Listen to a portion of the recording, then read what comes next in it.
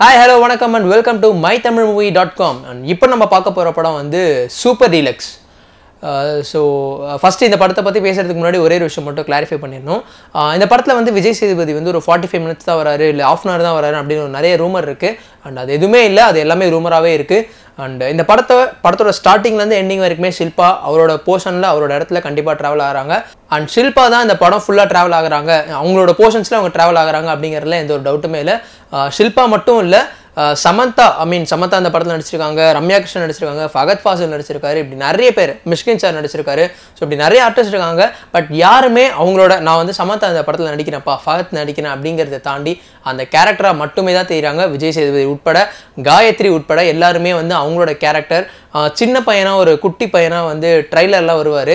So அவரும் சரி, அவரோட கேரக்டரும் சரி, இல்லை போலீஸ் ஸ்டேஷனில் வரக்கூடிய நம்ம போலீஸ் பக்ஸ் அவராக இருக்கட்டும், இல்லை போலீஸ் ஸ்டேஷனில் வரக்கூடிய அந்த கான்ஸ்டபிள், ஃப்ரேமில் வரக்கூடிய குறிப்பாக அந்த 4 பசங்க ஃப்ரெண்ட்ஸ் 4 பேர். ஸோ இப்படி ஃப்ரேமில் வரக்கூடிய ஒவ்வொரு ஆர்டிஸ்ட்டுமே எல்லாருமே அந்த கேரக்டரை மட்டுமே தான் வாழ்ந்துருக்காங்க. From the starting to the end எல்லாருமே வந்து அந்த கேரக்டரை மட்டுமே வாழ்ந்து படத்தில் நமக்கு என்ன ஒரு விஷயத்தை கன்வே பண்ணணுமோ அதை அழகாக தெளிவாக புரியும்படி கன்வே பண்ணியிருக்காங்க.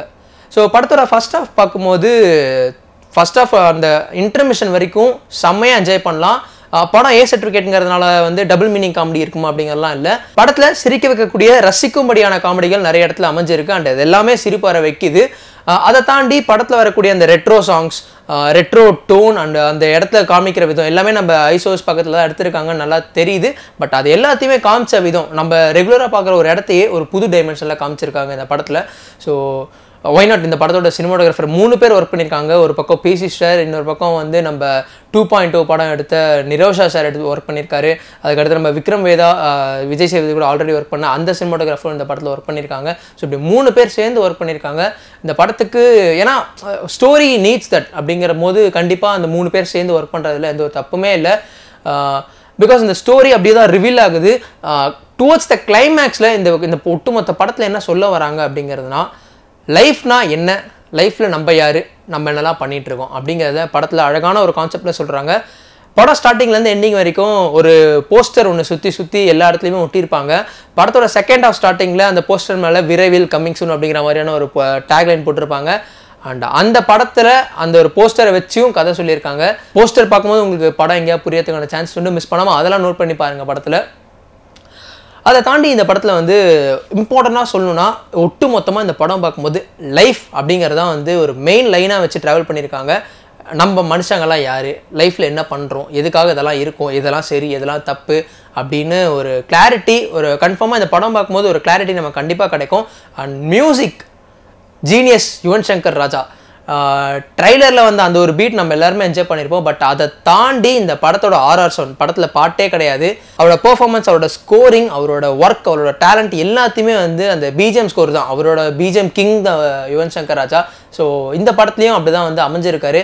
ஒரு சீரியஸான சுச்சுவேஷன் போகும், அந்த இடத்துல அவர் ப்ளே பண்ணக்கூடிய பிஜிஎம்ஸாக இருக்கட்டும், இல்லை பக்ஸ் அவரோட வில்லத்தனத்தையும் இருக்கும், ஒரு பக்கம் வந்து தன்னோட ஒரு மாதிரியே ஜாலியான கேரக்டர் பண்ணா அப்படின்னு சொல்லக்கூடிய பக்ஸ் அவர் கொடுக்கக்கூடிய அந்த ஒரு பிஜிஎம், இல்லை இந்த பக்கம் விஜய் சேதுபதி தவிக்கக்கூடிய அந்த ஒரு பிஜிஎம், இல்லை இன்னொரு சைடில் ரம்யா கிருஷ்ணன், மிஷ்கின் சார் அவங்களோட ஃபீலிங்ஸ் கன்வே பண்ணக்கூடிய பிஜிஎம்ஸ், அப்படி எல்லாமே மாஸ்டர் பீஸாக கொடுத்துருக்காரு. அண்டு பக்காவாக இருக்குது. ஏன்னா அந்த பிஜிஎம் இந்த படத்தை இன்னொரு ஜானருக்கு, இன்னொரு டோனுக்கு எடுத்துகிட்டு போகுது. ஸோ படம் பார்க்கும்போது வந்து இது ஒரு பீரியடிக் ஃபிலிமும் அப்படிங்கிற மாதிரி இருக்கும். பட் ஆனால் இது கரண்ட்டில் நடக்கக்கூடிய, குறிப்பாக ஒரு நாளுக்குள்ளே நடக்கக்கூடிய ஒரு விஷயமாக தான் இருக்குது. எப்போ தான் எங்கள் அப்பா ஊர்லேருந்து வருவார்னு ஏங்கிக்கிட்டு இருக்க அந்த ஒரு சின்ன பையன் கிளைமேக்ஸில் சொல்லக்கூடிய விஷயமா இருக்கட்டும், இல்லை எங்கள் அம்மா இப்படியா அப்படின்னு யோசிச்சு பார்த்துட்டு இருக்கும்போது அந்த அம்மா கிளைமேக்ஸில் சொல்லக்கூடிய அந்த ஒரு டைலாகாக இருக்கட்டும், மிஷ்கின் சார் கண்டிப்பாக சொல்லக்கூடிய அந்த ஒரு டைலாக், அதே மாதிரி மிஷ்கின் சாருக்கு அந்த டைலாக் சொல்கிறதுக்கும் அந்த சிச்சுவேஷன் அமையறதுக்கு அந்த சிச்சுவேஷனை புரிய வைக்கக்கூடிய இன்னொரு கேரக்டர். ஸோ நான் மட்டும் தான் தப்பிச்சேன்னு பார்த்தா, இல்லை நான் தப்பிக்கல, நானும் தான் தப்பிச்சேன், நான் ஒரு கல்லை பிடிச்சி தான் தப்பிச்சேன் அப்படின்னு சொல்லக்கூடிய விஜய் சேதுபதியோட டைலாக்காக இருக்கட்டும், இல்லை நான் ஒரு கடவுளை பிடிச்சி தப்பிச்சேன்னு சொல்லக்கூடிய மிஷ்கின் சார் டைலாக்காக இருக்கட்டும், இப்படி எல்லாமே டைலாக்லேயே அவ்வளோ அழகாக கிளியர் கட்டாக தெளிவாக படத்தை எக்ஸ்பிளைன் பண்ணுறாங்க. குறிப்பாக கிளைமேக்ஸில் முன்னாடியே சொன்ன மாதிரி ஒரு 3 சீக்வன்ஸ் வச்சு ஒரு நான் லீனியரில் கொண்டு போயிட்டுருக்காங்க. அந்த மொத்த நான் லீனியரையும் கிளைமேக்ஸில் ஒரு லீனியர் ஸ்டோரியாக கன்வே பண்ணணும், பட் அது வந்து ஒரு டைலாக்காக தான் கன்வே பண்ண போகிறோன்னு முடிவு எடுத்தது ஒரு பெரிய ஒரு தைரியம். அந்த டிசிஷன் எடுக்கிறது ஒரு பெரிய ஒரு தன்னம்பிக்கை தான் சொல்லணும். பிகாஸ் ஒரு 3 நான் லீனியர் ஸ்டோரி அதை நான் கன்வே பண்ணி ஒரு லீனியராக கொடுக்கும்போது நான் அதை டைலாக்ல கன்வே பண்ணுறேன் அப்படின்னு இறங்கினது டேரக்டரோட கான்ஃபிடன்ஸ். அண்ட் அதை கண்டிப்பாக கன்வே பண்ணிட்டாரு, என்னங்கிறத தெளிவாக சொல்லிட்டாரு. ஆன் தி ஹோல் இந்த படம் என்னப்பா இப்படி என்னதான் சொல்ல வர என்ன புரியல எனக்கு அப்படின்னும் போது இந்த படம் பார்த்துட்டு வெளில வந்து கொஞ்ச நேரத்துக்கு சத்தியமாக உங்களுக்கும் ஒன்றும் புரியாது. பட் உட்காந்து யோசிச்சோன்னா இந்த படம் ஒவ்வொருத்தருக்கும் செருப்படி கொடுத்த மாதிரி கண்டிப்பாக இருக்கும். ஏன்னா நம்ம பண்ணக்கூடிய சின்ன சின்ன விஷயங்கள் சின்ன விஷயமாக தான் இருக்கும். ஆனால் அது பின்னாடி எப்படி ஒரு எஃபெக்ட் இருக்குது, நம்ம எங்கேயோ என்றைக்கோ எப்பயோ பண்ணக்கூடிய ஒரு சின்ன விஷயம் பின்னாடி யாருக்கா ஒருத்தருக்கு அது நல்லதாக அமையலாம் கெட்டதாகவும் அமையலாம். ஸோ பண்ணுற விஷயங்களை பார்த்து தெளிவாக பண்ணணும், வாழ்க்கையை நிம்மதியாக வாழணும். அது மட்டும்தான் வந்து குறிப்பான ஒரு விஷயம். ஃபகத் ஃபாசில் அங்கங்கே சொல்லக்கூடிய வந்து அந்த ஒரு உணர்ச்சிகரமான டைலாக், இப்போ நடிகன் ஆகிட்டேன், அடுத்து நான் வந்து அரசியல், இதெல்லாம் ப்ரீ பிளான் தானே அப்படின்னு சொல்லக்கூடிய அந்த ஒரு டைலாகாக இருக்கட்டும், இல்லை லிஃப்ட்டில் வரக்கூடிய அந்த ஒரு கான்வர்சேஷன், இல்லை சண்டையில் வர கான்வர்சேஷன், நான் சரக்கு அடிச்சுட்டு நான் திட்டிட்டேன் சாரின்னு தண்ணியை குடிச்சு சொல்கிற அந்த ஒரு டைலாக், அப்படி எல்லா இடத்துலையுமே ஃபகத் ஃபாசிலோட கேரக்டர் அழகாக எடுத்து ப்ராக்டிக்கலாக பேசக்கூடிய ஒரு கேரக்டராக இருக்கட்டும், சேட்டு வீட்டில் திருட போனதுக்கப்புறம் பழைய 500 ரூபா மச்சான் ஏமாத்திட்டாங்கன்னு சொல்லக்கூடிய அந்த ஒரு ஃப்ரெண்டு கேரக்டராக இருக்கட்டும், இல்லை எல்லா இடத்துலையுமே எல்லா கேரக்டருமே வாழ்ந்துருக்காங்க. ஒரு கேரக்டரும் ஒவ்வொருத்தருக்கும் கனெக்ட் ஆகும். படம் பார்த்துட்டே இருக்கும்போது somewhere it will come to you and connect with you. So அந்த ஒரு கனெக்ட், அந்த ஒரு லைனில் படம் ட்ராவல் ஆகும்போது உங்களுக்கு ஏதோ ஒரு இடத்துல கண்டிப்பாக அந்த படம் கனெக்ட் ஆகும். அந்த ஒரு கனெக்ட் மட்டும் ஏற்பட்டுச்சுன்னா super deluxe will be your movie. And படம் பார்க்கும்போது நான் படம் பார்க்குறேன், நான் அங்கே இருக்கேன் அப்படிங்கிற ஒரு ஃபீல் கண்டிப்பாக வரும். கிளைமேக்ஸில் வரக்கூடிய அந்த ஒரு சின்ன போர்ஷன் அங்கே சொல்லக்கூடிய அந்த சின்ன டைலாக், அது கொஞ்சம் சயின்டிஃபிக்காக இருக்குது, அது கொஞ்சம் சயின்ஸ் சொல்லக்கூடிய விஷயமா இருக்குது. அண்ட் அந்த விஷயம் எல்லாருக்கும் புரியணும் அப்படிங்கிறத திருப்பி இன்னொரு இடத்துலையும் எக்ஸ்பிளைன் பண்ணுறாங்க. ஸோ அந்த ஒரு சயின்ஸ், அந்த ஒரு லைஃப், அந்த ஒரு பேஸ் எக்ஸ்பிளைன் பண்ணக்கூடிய ஒரு கேரக்டர் காமிச்சிருக்காங்க. அண்ட் அந்த ஒரு கேரக்டர் வந்து ரொம்ப புதுசு. நம்ம நிறைய படத்தில் பார்த்துருக்கோம், ஐ மீன் நிறைய ஹாலிவுட் மூவிஸில் பார்த்துருப்போம். அந்த கேரக்டர் இங்கே இருக்கும்போது அந்த கேரக்டரே திருப்பி பதில் சொல்லுவோம், ஏன் நாங்களாம் வந்து அங்கே தான் இருப்போமா, இங்கெல்லாம் இருக்க மாட்டோமா, எல்லா இடத்துலையும் நாங்கள் இருப்போம் அப்படின்னு சொல்லக்கூடிய அந்த ஒரு கேரக்டர். அண்ட் அந்த ஒரு கேரக்டரை வச்சு மொத்த ஸ்டோரியை ரிவீல் பண்ணுறது அப்படின்னு எல்லாத்தையுமே ஒரு பாயிண்டில் கொண்டு வந்து நிறுத்தி ஸ்டாப் இட், போதும், இதுதான், இப்படி தான் இருக்கணும், இதுதான் அப்படின்னு வந்து அழகாக தியாகராஜ குமாரராஜன் வந்து எக்ஸ்பிளைன் பண்ணியிருக்காரு. ஸோ மிஸ் பண்ணாமல் போய் தியேட்டரில் பாருங்கள், பார்த்துட்டு வந்து லைஃப்னா என்ன, இதுதான் லைஃப்னா இவ்வளோதான் அப்படிங்கிறத புரிஞ்சதுன்னா மறக்காமல் உங்களுக்கு வேறு என்னெல்லாம் புரிஞ்சுது, என்னெல்லாம் பிடிச்சதுங்கிறத கமெண்ட் செக்ஷனில் கமெண்ட் பண்ணுங்கள். யுவன் சங்கர் ராஜா பிஜிஎம்லாம் வந்து தெரிக்க விட்டுருக்காரு. அதை தாண்டி விஜய் சேதுபதி இந்த ஃப்ரேமில் இந்த படத்தில் ஒரு இடத்துலையுமே கிடையாது. ஒரு இடத்துல கூட விஜய் சேதுபதி கண்டிப்பாக தெரிய மாட்டார்.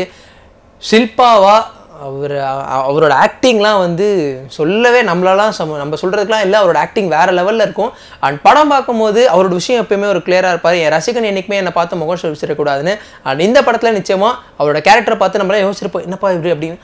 அப்படி எப்படியுமே இல்லை, அந்த ஒரு கேரக்டராக ஒரு போர்ஷனில் ஒன்று வரும். அந்த கேரக்டர் ஒரு சாரி கட்டுற மாதிரியான ஒரு போர்ஷன், அந்த ஒரு போர்ஷன் போதும். அவர் எவ்வளோ தலை சிறந்த ஒரு நடிகர், அவர் ஒரு பிரம்மாண்டமான நடிகர் அப்படிங்கிறத ரஜினி சார் சொல்லியிருப்பார். அதுக்கு ப்ரூஃபாக இந்த படத்தில் வந்து அவர் செம்மையாக பர்ஃபார்ம் பண்ணியிருந்தார். அண்ட் அவரோட பெர்ஃபார்மன்ஸ் அதை தாண்டி கூட இப்போ கம்பீட் பண்ண எல்லா ஆக்டருமே செம்மையாக பெர்ஃபார்ம் பண்ணியிருந்தாங்க. ஸோ மிஸ் பண்ணாமல் போய் தியேட்டரில் பாருங்கள், பார்த்துட்டு வந்து உங்களோட எக்ஸ்பீரியன்ஸ், நீங்கள் என்ன விஷயம் பிடிச்சதுங்கிறத கமெண்ட் செக்ஷனில் கமெண்ட் பண்ணுங்கள். இந்த வீடியோ பிடிச்சிருந்தா மறக்காமல் லைக் அண்ட் ஷேர் பண்ணுங்கள். மை தமிழ் மூவிஸ்க்கு சப்ஸ்கிரைப் பண்ணுங்கள். என்னடா ஓவராக பேசணும்னு யோசிக்கிறீங்களா? படம் அப்படி அமைஞ்சிருக்குங்க. நன்றி.